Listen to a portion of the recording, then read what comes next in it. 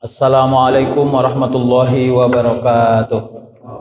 Bapak Ibu, jangan berani-berani hidup di muka bumi ini kalau nggak ada amal. Iya, betul. Jangan sok paten.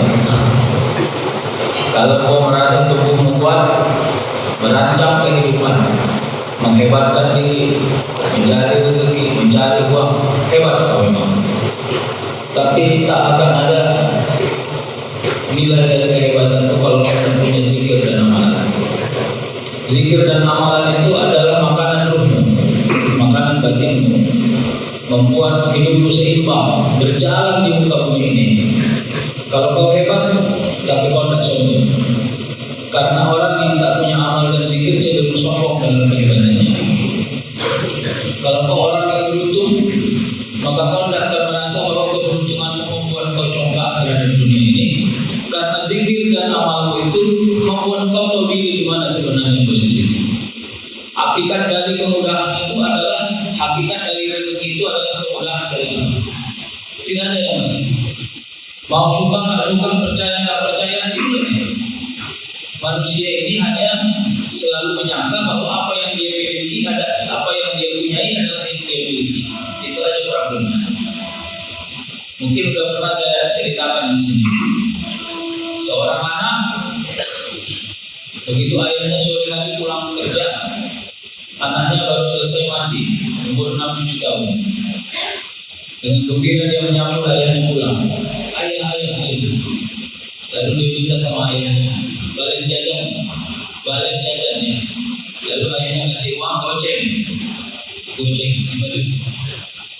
Tidak lama kemudian lewat galon isi ulang 5.000. Tidak lama kemudian lewat galon isi ulang, ngantar ke rumahnya, turun. Begitu ditengok lagi sama ayahnya, dompetnya udah nggak ada. Pinjamlah dulu ayah duitmu. Padahal tadi ayahnya baru aja ngasih ke dia. Terus dia marah pula. Apa katanya? Nanti nggak ayah ganti. Ayah ini nanti nggak ayah ganti. Padahal tadi uang siapa itu? Itulah kita itu. Kita itu kayak gitu, bandal. Udah jelas-jelas dikasih tahu Allah yang kasih. Kau punya kekuatan juga Allah yang, jangan main-main. Kau punya ilmu juga Allah yang, jangan main. Kau punya kepintaran, cantik kau buat susunan rumahmu. Setiap orang hadir kepada rumahmu memuji dirimu. Waduh, tidak sia-sia ini belajar Australia, makanya saya bisa. Nah, Australia itu jalannya. Allah kasih kau tenang, Allah kasih kau mudah, Allah kasih kau ringan, supaya kau bisa menyusun rumahmu lebih estetik, lalu orang hadir kepada rumahmu, lalu orang memujinya. Begitu cara orang mukmin mengendalikan kehebatan dirinya. Karena kita ini yang paling sulit adalah mengendalikan kehebatan kita. Kita merasa bahwa rancangan daripada kehebatan itu tidak sedikit pun ada kebergantungan kita kepada Allah. Itu problem kita. Nah, jadi inilah yang mau kita kuatkan dalam ikhtiar yang kita siapkan, dalam ikhtiar yang kita rancang dalam kehidupan ini. Semua ada kebergantungan kepada Allah. Ya, di pengajian ibu-ibu sudah saya sampaikan juga itu. Kau boleh manja-manja kepada suamimu, kau boleh berlindung kepada suamimu, kau boleh meminta hak kepada suamimu. Yang nggak boleh cuma satu. Apa? Kau bergantung kepada suamimu. Tidak boleh. Istri tidak boleh bergantung kepada suami. Suami tidak boleh bergantung kepada istri. Karena tempat bergantung hanya Allah SWT. Allahus Samad. Apa itu makna bergantung itu? Makna bergantung itu adalah kita merasa bahwa amal tidak boleh lebih tinggi dari suami. Nggak bisa itu. Kalau suamimu nggak pernah puasa kau. Kau bilang sama suami, bang ini aku bukan minta izin, tapi cuma memberi tahu aja, aku besok puasa. Gitu dia. Tongkar itu jadi istri? Enggak tongkar. Karena urusan amal, silahkan urus amalmu. Tapi tetap kau beritahu kepada suamimu kalau kau istri, kepada istrimu kalau kau suami, kepada orang tuamu kalau kau anak. Kenapa? Karena hakikat dari perjuangan hidup kita ini adalah amal pribadi. Itu hakikat dari perjuangan. Makanya sholat itu salah satu amal yang pertama kali dihisab. Sholat itu bicaranya hal yang sifatnya individu. Ya, penguatan diri, pekerjaan diri sendiri. Nah, sisanya baru amal yang berinteraksi dengan banyak orang. Bapak Ibu, ini masih pembukaan ya. Kepada Allah kita penguat daripada amal kita. Yang kedua, kemarin juga pernah ada ya pertanyaan juga ya. Saya share di sini supaya ini menjadi informasi kepada kita. Ustadz, kalau orang berzikir itu kan nggak punya kepentingan kepada orang. Untuk apa banyak-banyak zikir katanya? Ya kan? Zikir itu kan saya yang ucap. Untungnya untuk saya. Apa untungnya untuk orang?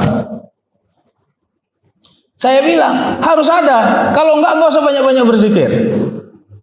Semua amal pribadi harus punya efek kepada orang. Kalau enggak, maka enggak ada gunanya amilus solihah. Allazina amanu wa amilus solihah itu hasil, Pak. Hati-hati itu. Jadi bukan parsial. Beriman sendiri, beramal soleh, enggak gitu. Dia itu punya hubungan yang erat. Makanya kalau ketemu sama orang yang begini ngomongnya, Ustadz, saya jujur aja nih, kalau nyumbang-nyumbang, tanyalah orang kampung nih. Oh, udah ratusan lah, mana tekera lagi. Tapi kalau sholat itulah yang malas tuh aku. Aku jujur aja, agak malas aku memang kalau sholat ini. Entah apa. Cuman kalau Ustadz tanya ini, orang-orang di mana ada yang nggak bilang aku baik? Semua baik. Hati-hati ya, kita nanti akan diuji dengan kalimat-kalimat yang begini. Kita lebih takjub kepada orang yang baik kepada dirimu walaupun dia ingkar kepada Allah. Tidak boleh begitu. Makanya ini yang kita sebut amanu itu efeknya adalah amilus solihah. Harusnya orang-orang baik di tengah masyarakat dia orang yang taat kepada Allah. Kalau dia beragama Islam, linearitasnya nggak bisa dibantah. Makanya kalau kau ketemu sama orang begini, tolong bisikkan kepada dirinya, ajab kubur itu sakit. Kasih tahu dia, bro, sholat kau bro, bilang. Ya kan, walaupun banyak kali kau nyumbang di kampung ini, kalau nggak sholat gawat kau nanti bilang. Bisik-bisikkan ke telinganya, bolak-balik bisikkan. Kenapa? Supaya dia paham keterikatan dirinya kepada Allah tidak boleh diputus. Karena rezekinya, hartanya, kemudahannya Allah yang kasih. Nah, kira-kira gitu. Apa efeknya? Ayo kita baca efeknya. Gampang, efeknya nggak jauh-jauh. Yang zikir saya, yang tenang saya, yang ringan saya. Subhanallah, subhanallah, subhanallah. Yang zikir saya toh, yang tenang saya. Apa efeknya sama orang? Efeknya sama orang, kalau kau sudah tenang, kau harus baiklah sama orang. Masa sama orang tetap jahat? Itu yang nggak boleh. Makanya semua orang berzikir harus berbuat baik di muka bumi ini. Tidak zalim, tidak khianat, tidak wan prestasi, tidak menipu, tidak mengambil hak orang. Itulah orang-orang yang berzikir. Setelah dia berzikir, dia khawatir bahwa dia nanti mendapat azab kalau dia melakukan suatu kejahatan. Begitu selesai berzikir, dia keluar dari masjid, keluar dari i'tikafnya, dia akan menyesuaikan kepribadiannya. Kepribadian yang bertanggung jawab, yang jujur, sesuai dengan perintah Allah. Jadi tidak bisa parsial. Ustadz beda tuh Ustadz, zikir-zikir lah. Kalau perkara ngambil duit ya itu urusan beda itu. Enggak beda itu Pak. Enggak beda. Inilah yang pening kepala awak nih, ya kan? Begitu di ruang perampok nampak awak wajah dia. Begitu di ruang zikir wajah dia pun nampak awak, ya kan? Nah, hati-hati. Di masjid ini nggak ada yang begitu. Saya mau katakan ini warning bagi kita semua. Kita minta kepada Allah, ya Allah, gawat ini yang dibilang Ustadz tuh. Kalau aku ahli zikir tapi aku masih buat jahat, berilah aku kekuatan. Keluar dari kejahatan, karena itu tempat dari perlindungan Allah Subhanahu wa taala kepada kita, ya kan? Ini heboh pula mama-mama gara-gara Lesti Kejora, ya kan? Dia yang balik sama suaminya, awak yang stres. Coba, nggak boleh begitu, ya. Pening netizen gara-gara itu. Kenapa ini? Stres kami. Enggak. Gini, inilah tanda bahwa kita itu nggak senang kalau orang gembira. Hati-hati. Kembalinya seorang istri kepada suaminya itu ridhonya Allah. Perkara udah pernah kena tepuk itu urusan belakangan lah, ya kan? Ini enggak hak asasi perempuan harus kita kedepankan. Terus mau ngapain? Kau pikir enak kali ngurus anak yang baru umurnya berapa bulan itu? Mana bapaknya? Kau pikir nggak sulit menjaga fitnah? Kau pikir nggak sulit menjaga khianat orang? Gara-gara urusan kau saja, kau pikir enak kali memisahkan orang? Mohon maaf, saya agak marah sedikit. Kadang-kadang tuh yang alim berjilbab-jilbab, dia ngomong itu nggak bisa mengeluarkan hak perempuan itu, mengedepankan hak. Nggak ada itu. Hak perempuan kalau dia punya suami, kembali dia kepada suaminya, berkasih sayang mereka. Itu yang penting, Pak. Ini nggak ada bela-bela. Saya bukan tim advokat ya. Kadang-kadang juga enggak, supaya lurus saja. Ya jangan. Yang gitu-gitu itu recehan, nggak perlu dikomentari. Kalau perlu nggak perlu ditonton. Ya, kenapa? Tidak bermanfaat untuk urusan keimananmu. Oke, baik. Saya bertanggung jawab ini ngomong ini. Biarlah di saudara-saudara. Kenapa? Yang bermanfaat urusan keimanan itu adalah sesuatu yang memberi produktivitas, kesadaran, kekhawatiran, ya, membangkitkan gairah kembali untuk beramal soleh, itu yang baik. Tapi kalau perkara gosip-gosip, nah ini yang pening kepala, ya kan? Bapak Ibu kemarin ada yang saya lupa bapak mana, ayah. Saya bawa 10 ini ya. Ini buku memang terbatas. Ini buku ceramah saya. Jadi bedanya buku ini dengan buku-buku yang lain. Semua yang saya ceramah itu ditranslate ke bahasa Indonesia. Jadi seperti bahasa orang ngomong lah ini kira-kira. Cuman diedit lah sana sini. Nanti ada jilid 2-nya, Pak. Ini masih sampai qanaah. Sabar, tawakal, ridho, ikhlas, nanti pada buku berikutnya insyaallah 2023. Nah, jadi ini amal jariah seseorang di satu masjid kecil di daerah Encole, Bunga Encole. Masjidnya kecil, Pak. Tapi mereka setiap saya ceramah direkam suara saya. Langsung masuk ke ini, tulisan-tulisan. Langsung diedit. Hasil buah karya kajian hampir 3 tahun. Ya kalau Word-nya A4 itu hampir 2000 halaman. 1900 sekian halaman lalu dicetak oleh Prenada. Baik ya, nanti silakan kalau mau ada, karena ini masih terbatas, Pak. Untuk yang banyaknya ada di Desember, makanya ini kita ambil stok terbatas. Oke ya, selesai marketing. Sekarang kita bicara kajian. Bapak Ibu yang dirahmati Allah Subhanahu wa taala, kita lanjut kajiannya. Kepada Allah kita mohon ampun, mudah-mudahan Allah melindungi kita. Kita masuk kepada wa yarzuqhu min haitsu la yahtasib. Mudah-mudahan saya tidak melompati kajian-kajian ini ya. Karena setiap saya mulai mengaji di sini, saya dengar dulu rekaman YouTube yang kemarin sampai di mana ujungnya, kira-kira gitu. Jadi rezeki ini itu dia simbol, Pak. Rezeki ini bukan jenis tapi simbol. Itu harus kita pahami ya. Karena jenis dari rezeki itu salah satunya duit. Bahasa Padangnya piti. Itu ya. Apalagi sehat itu bagian dari rezeki. Tenang itu bagian dari rezeki ya. Enggak ada masalah itu. Jadi rezeki itu simbolnya. Di bawahnya silahkan Anda mau ekspektasi apa. Karena ternyata rezeki itu pada ruang yang paling teknis ternyata tergantung orangnya, Pak. Orang yang sakit gigi, bahasa Mendelingnya mancit ipon, itu ya. Kalau sudah 5 hari dia tidak tidur-tidur, itu tidur nyenyak itu rezeki kali itu, Pak. Serius. Ya, saya doakan sakit gigi bapak-bapak dulu, mau biar merasakan enak. Oke, anak-anak yang udah capek belajar, guru les terakhir nggak masuk, itu rezeki. Wah, merdeka itu, Pak. Begitu diumumkan ketua kelasnya kan, ibu itu nggak masuk, waduh mah gembira kali itu, Pak. Jadi tergantung ekspektasinya di mana. Maka rezeki itu menjadi simbol. Oleh karenanya yang menjadi masalah adalah kita ini selalu saja berhasil menghubungkan harta hanya di rezeki. Selain dari harta, tidak rezeki. Ini problemnya. Makanya ini yang kita sebut. Ketika baca surah At-Tolak ini, atau ayat 1000 dinar ini, asumsi determinannya adalah ini tentang duit. Kalau saya disuruh pendekatannya pakai tasawuf, ini enggak tentang duit, Pak. Ini tentang keimanan dan ketakwaan. Berhasil nggak kau mendudukkan takwa dan tawakal itu sebagai rezeki? Kalau berhasil, maka berhasillah kau memberi definisi yang paling besar, paling akurat tentang ayat 1000 dinar ini. Karena dia gini ya.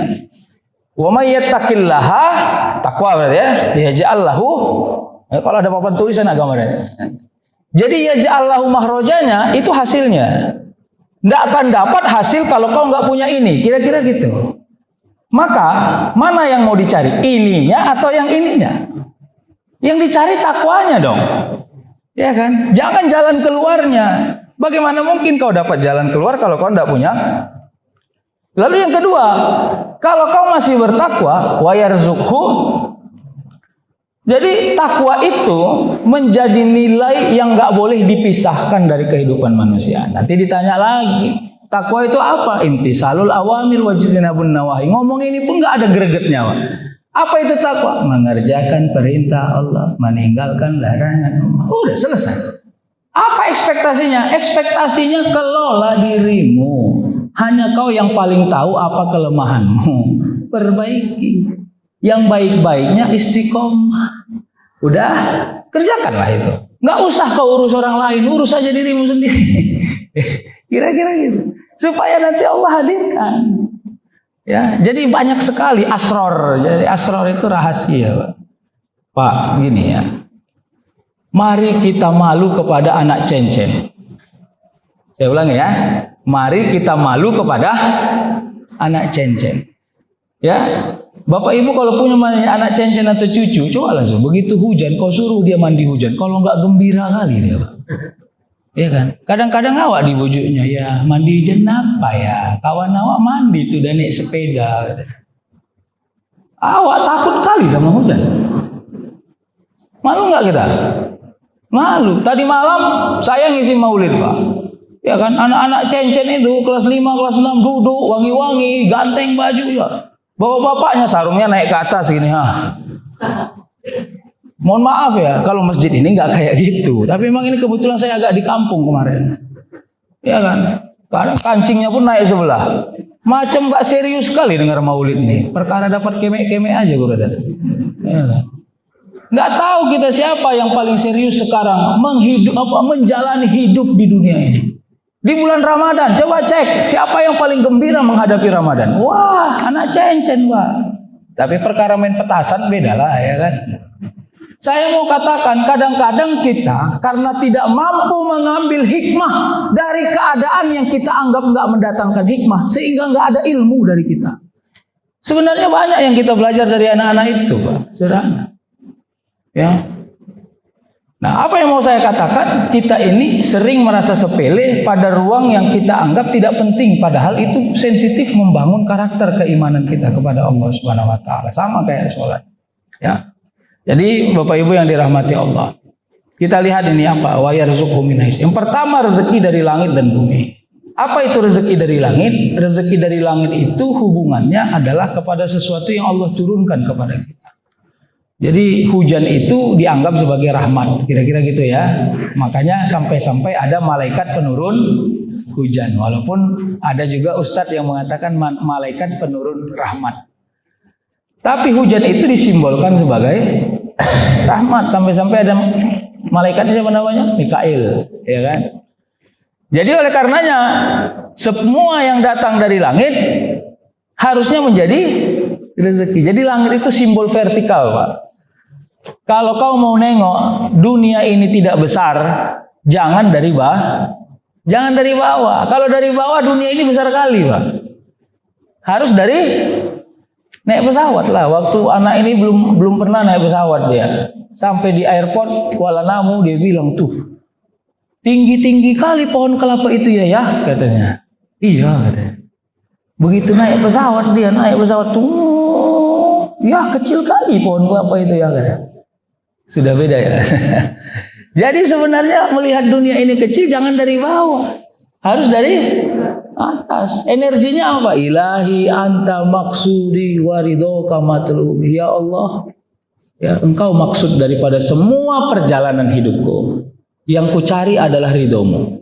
Kalau kau ridho kepada semua perjalanan ini, maka semuanya akan menjadi mudah. Bapak Ibu gini ya. Kalau udah ngomong begini kelihatannya mudah semua. Begitu selesai Ustaz ceramah suntuk balik aku. Kenapa? Mikirkan kerjaan, ya kan? Enggak.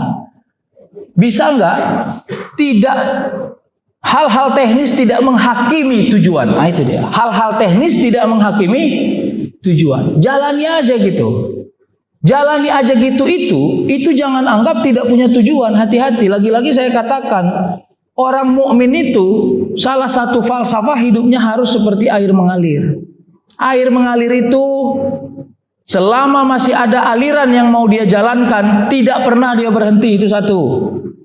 Yang kedua, dia nggak mengenal siang dan malam. Maka orang berikhtiar itu nggak pernah mengenal pray dulu lah. Nah, karena orang mukmin itu doa juga ikhtiar. Kalau dia sudah mendapati tempat yang lebih tinggi, maka dia akan mengumpulkan tenaga untuk menjangkau tempat yang lebih. Artinya dia tidak pernah berhenti, karena itu fitrahnya manusia ketika hidup di muka bumi. Ikhtiar. Jadi jangan sepele dengan orang yang ngomongnya begini. Gimana bang? Nggak stres abang kerja kayak gitu? Jalani aja lah. Bismillah. Nah, jangan sepele dengan omongan gitu. Harus sepele kita dengan orang. Gimana bang? Kerjaan abang? Nggak pening. Inilah suntuk kali. Nah ini orang kayak gini tuh baru. Hati-hati pak. Belum lagi dikerjakan udah suntuk. Itu. Jadi rezeki dari langit itu apa? Rezeki dari langit itu pak. Ya ini ngeyel-ngeyelnya nih ya. Normal-normalnya begini. Rezeki dari langit itu normal-normalnya Allah banyakkan penghasilan. Normal tuh kan? Tiba-tiba dapat bonus. Tiba-tiba dikasih orang. Normal gak tuh? Tapi masalahnya hidup kita selalu tidak normal. Jadi gimana? Hah? Ini yang paling ngeyel ya. Dapat gaji nggak cukup. Kasih sama bini merengut. Bener toh? Kalau cuma segini-segini bang, cemana kita mau nabung? Kata bini. Merepetlah suami. Kau pikir nggak capek ini kerja ini? Siap malamnya. Apa rezekinya? Bini memaklumi marahnya suami. Ngeyel-ngeyelnya sampai situ rezekimu. Paham nggak? Bini maklum, anak maklum, ya. Akhirnya bini bilang sama anaknya, "Dek, jangan banyak-banyak jajan dulu ya bulan ini. Kita ini lagi banyak pengeluaran." Anaknya nggak ngeyel. Sampai di situ, itulah rezekimu. Paham nggak tuh? Harus gitu melihatnya. Itulah maknanya rezeki dari langit. Allah buat tubuh kita ini seimbang melewati hidup yang banyak sekali hiruk pikuknya. Seimbang hidup kita. Makanya kan udah saya bilang bulan lalu ya, kalau sudah tahu kapalmu kecil, jangan bermain di tengah lautan, nanti kau tenggelam. Kalau kapalmu kecil, main di pinggir-pinggir aja, ya kan? Yang penting sampai. Ini kadang Pak Labu kali, udah tahu kapal kecil, main di nggak sampai 5 menit, ditelan ombak lah kau, ya kan? Paham nggak tuh kira-kira? Perkara gondoknya sama tetangganya. Kau pikir cuman kau aja yang bisa beli Fortuner? Ha? Aku pun bisa. Semua lah digade pak. Hampir buku ngaji digade. Ya. Udah. Surat rumah udah digade. Surat. Perkara supaya nggak kalah sama. Di sini nggak ada. Udah tenang senyum-senyum kalian semua. Di sini nggak ada. Itu di sananya itu yang kuceritakan itu. Begitu sudah kena cicilan, oleng kapal pak, oleng. Nengok orang lewat naik kereta pun dianggapnya udah penagih hutang, ya kan? Parnoan jadinya. Jadi tahu diri aja lah. Ya, kalau perkara kelihatan tetanggamu lebih hebat, kalau nggak kau lihat rupanya apa ujian yang Allah berikan kepada dirinya. Kira-kira gitu. Nah inilah yang kita maksud dengan rezeki dari langit. Jadi gini ya. Punya istri dan suami yang saling legowo pada urusan yang kurang di dalam rumah tangga mereka. Ternyata itu namanya rezeki. Ya, ternyata itu namanya rezeki. Datang pula mamanya. Ini kadang pening juga awak jadi mama ini. Ih, dek masih tahan kau punya suami kayak gitu katanya. Kalau mama udah mama minta cerai itu katanya. Mamanya pula yang bilang begitu, kan gila itu. Hati-hati ya. Kadang-kadang kita ini justru tidak menjadi cermin ya kemawaddahan, kesakinahan dari rumah tangga orang-orang yang kita doakan setiap hari. Nauzubillah. Dikompori mamanya dia supaya cerai sama suami. Kebanyakan nonton sinetron titik-titik R. Nah, itu dia. Kejadian lah begitu. Ya, makanya jangan banyak nonton sinetron. Rezeki dari bumi apa? Rezeki dari bumi itu ikhtiar. Jadi Bapak Ibu, kalau engkau tidak pernah letih berikhtiar, berarti Allah sedang kuatkan rezekimu di bumi. Ya kan, ngeyel, bandel kali. Udah dibilang bininya, hujan bang, jangan dulu keluar. Oh dek, gawat ini dek, kalau ku tinggalkan gak cair ini, 500 kan lumayan. Kata. Dibantainya pergi hujan-hujan, gak apa-apa. Itu tanda bahwa Allah ridho kepada tubuhnya. Gak apa-apa, mainkan aja. Jadi orang-orang mukmin itu jangan anggap tidak gesit bekerja. Oh hati-hati, orang mukmin itu justru sangat gesit bekerja. Kenapa? Karena dia sudah bersahabat dengan alam ini. Kan udah saya bilang bolak-balik, dia ngomong sama hujan, damai-damai lah kita. Aku ini perkara 300.000 yang aku cari ini. Tapi kalau dapat 300.000, SPP anakku bulan depan bisa aku bayar. Damai-damai lah kita ya. Nggak apa-apa, ridho aku kalau aku basah. Tapi jangan sakit. Ya, nanti bayar sakit payah 60.000 juga berobat ke bidan. Ya kan? Paham nggak Pak? Kalau kau sudah berdamai kepada bumi ini, langit dan bumi ini, insya Allah mereka bersahabat kepada dirimu. Makanya jangan bermusuhan kepada mereka. Jangan bermusuhan kepada panasnya matahari. Jangan bermusuhan kepada dinginnya cuaca. Jangan bermusuhan kepada air hujan yang turun. Jangan.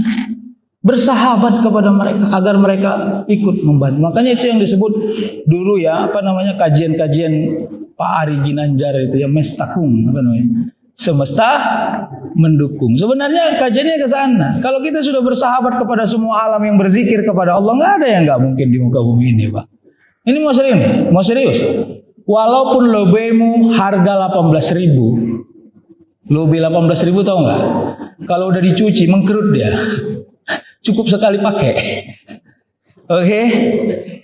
Tahu orang itu murahan. Begitu kau pakai dengan salawat kepada Rasul, Allahumma salli ala Sayyidina Muhammad.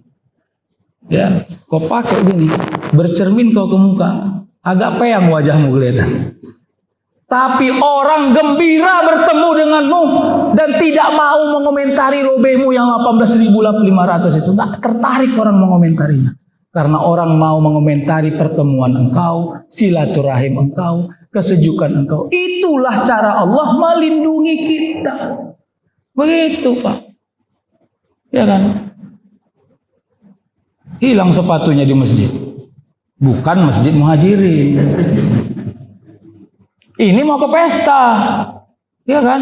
Yang ada di mobil tinggal sendal jepit. Tengok, ada nggak sini swalayan-swalayan yang jual sepatu? Nggak ada. Sementara sudah dekat kali sampai ke pesta. Mau pulang, rumahnya di Belawan, pestanya di Simpang Limun. Alamak, gawat ini. Gimana? Kalau orang yang rendah percaya dirinya, nggak jadi dia itu datang ke pesta itu. Tapi kalau orang yang bismillahi tawakkaltu ala Allah, dia pakai aja sendalnya. Perkara sampai ke depan, belum lagi orang nengok ke bawah, udah assalamualaikum. Wah gitu Pak, supaya orang nggak sempat lihat you punya sendal. Gitu, ngeyel-ngeyel aja dunia ini, nggak apa-apa. Ketahuan sama satu orang, Pak kok pakai sendal jepit? Ceritakan, aduh tadi sendalnya sepatunya kebetulan sudah diambil pemilik selanjutnya. Udah gitu aja. Jadi Pak, rasa percaya diri itu diberikan Allah kepada orang-orang yang terlanjur percaya kepada Allah sebagai pelindungnya. Saya bilang terlanjur. Kenapa terlanjur? Karena itulah kekuatan orang-orang mukmin. Dengan terlanjur itulah orang istiqomah di dalam jalan kehidupannya. Oke ya, sampai jam 8 ini ya, 2 jam lagi insya Allah. Yang kedua, rezeki langsung dan tak langsung. Rezeki langsung itu apa? Langsung Pak. Saya kalau mau minum ini rezeki langsung nih. Kita tes ya. Nah. Rezeki langsung maknanya adalah interaksinya direct kepada dirimu. Dirasai oleh tenggorokanmu, dirasai oleh perutmu, dirasai oleh matamu, semua tubuhmu merasainya. Itu rezeki langsung. Sama kayak orang bekerja. Kalau engkau dapat gaji itu namanya rezeki langsung. Jadi rezeki langsung itu rezeki yang disimbolkan datangnya, manfaatnya hadir kepada dirimu. Biasanya rezeki langsung kita nggak begitu fokus memikirkannya. Makanya kalau ada orang masih fokus pada memikirkan sesuatu yang langsung, berarti harus banyak pelatihan sebenarnya kepada dirinya. Jadi ini rezeki ini juga berhubungan kepada umur. Ini yang saya mau ajak kita berpikir ngeyel berikutnya, Pak. Ya. Salah satu syarat matinya manusia di muka bumi ini adalah habisnya rezeki. Itu tolong digarisbawahi. Jadi kalau engkau belum habis rezekimu, walaupun sudah 18 kali kau masuk keluar rumah sakit, insya Allah kau nggak akan mati. Makanya yang kau doakan kepada Allah waktu kau sakit, ya Allah jangan habiskan rezekiku. Insya Allah seberat apapun penyakitmu nggak akan mati kau. Karena itu simbolnya. Jadi hati-hatinya begini, si A selama hidup rezeki dia ditakdirkan Allah 10 miliar dari mulai lahir sampai si B juga begitu, ditakdirkan Allah dari mulai lahir sampai mati rezekinya 10 miliar. Harusnya kalau pakai pendekatan matematik umur mereka sama, tapi tidak, karena tergantung cara dapatnya. Si A setiap bulan cuma dapat 3 juta. Untuk mencapai 10 miliar harus berapa puluh tahun itu? Si B setiap bulan 500 juta, Pak. Hah? Makanya kalau kau banyak kali cair, hati-hati. Iya, banyak-banyak istighfar sama Allah. Ya Allah gawat ini, banyak kali cair bulan ini. Hati-hati. Ini adalah iktibar bagi kita. Bagi engkau yang merasa seret harta dunianya, ini sangka baikmu. Ya Allah, berarti kau mau panjangkan saya punya umur. Ini menjadi alasan bagi saya tidak berhenti berikhtiar. Ya kan? Bagi engkau yang banyak kali harta dunia, enggak perlu berusaha, berpeluh-peluh, datang saja. Banyak-banyak kau beristighfar. Bilang sama Allah, ya Allah, saya masih sangat menikmati dunia ini. Masih banyak lagi ya dosa-dosa yang belum saya minta ampun kepada engkau. Berilah kesempatan saya hidup di muka bumi ini lebih lama. Nggak apa-apa, Pak. Itu doa yang sifatnya ikhtiari. Makanya saya kalau ditanya, Ustadz, apa gunanya doa panjang umur? Karena umur kan sudah ditetapkan. Saya bilang doakan. Karena itu sangka baikmu kepada Allah. Allahumma tawwil umurana wa sahhi ajsadana wa nawwir qulubana. Jelas, Pak. Minta aja panjang umur sama Allah. Walaupun ekspektasi jumlahnya kita tidak pernah bisa bayangkan. Allah sudah tetapkan. Tapi bagaimana cara Allah menghidupkan detik demi detik kau punya waktu sehingga engkau merasa bermanfaat melewati hidup ini. Rezeki tak langsungnya apa? Rezeki tak langsungnya inilah subsidi silang yang Allah hadirkan kepada diri kita. Pak, niat Bapak datang ke masjid ini ngapain? Sholat. Dengar majelis, bonusnya kemek-kemek nanti. Nah, itu dia. Itu namanya rezeki tak langsung itu sampai-sampai yang begitu. Rezeki tak langsung itu orang yang sibuk memikirkan untuk dirimu. Itu orang rezeki tak langsung. Siapa itu? Kalau kau sudah punya anak yang dewasa, setiap kau ulang tahun dia sibuk menyiapkan oleh-oleh untuk ulang tahunmu, itu namanya rezeki tak langsung.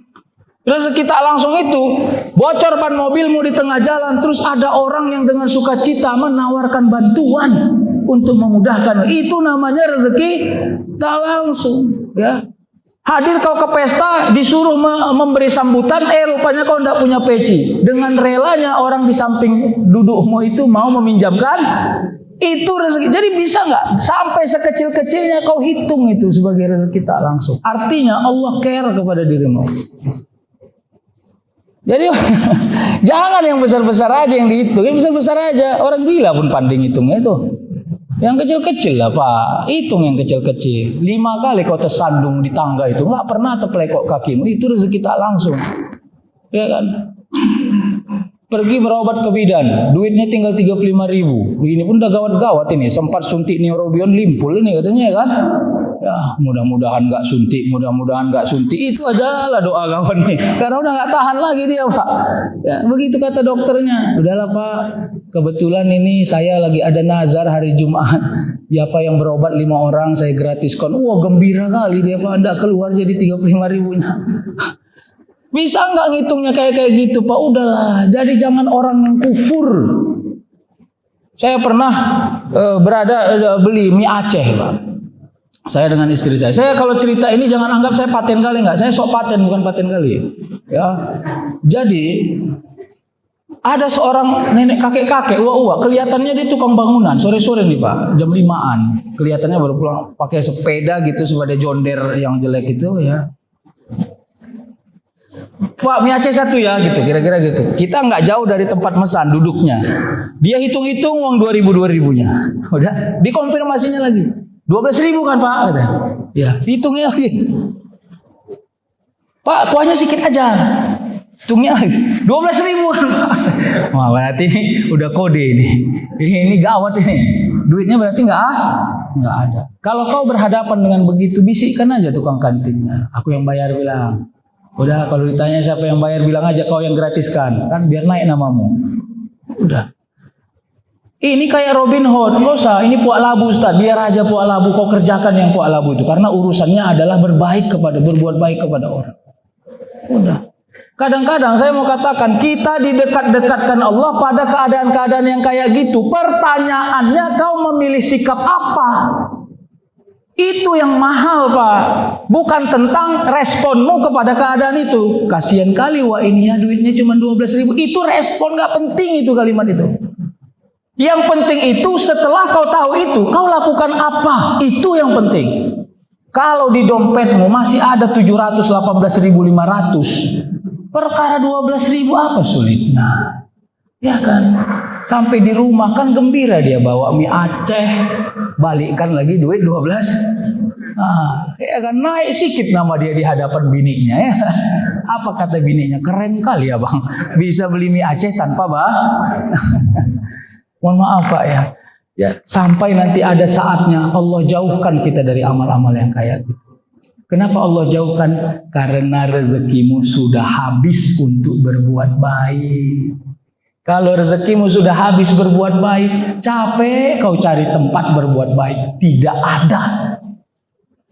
Jadi berbuat baik itu juga rezeki.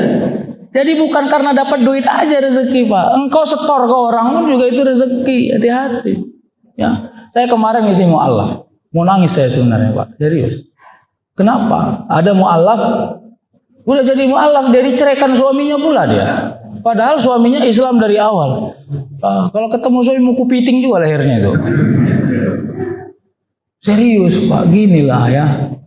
Makanya, udah nggak usah kita cerita. Makanya gini, kalau kau ketemu mu'alaf, ketemu anak yatim, orang-orang yang oleng hidupnya, hidupmu normal, apa yang bisa kau ridhoi harta dari hartamu? Berilah kepada dia. Mudahkan, paling enggak senyumnya menjadi doa kepada Allah. Kalau dia merasa ditolong Allah dalam hidup ini. Wasilahnya siapa? Engkau. Wasilahnya engkau.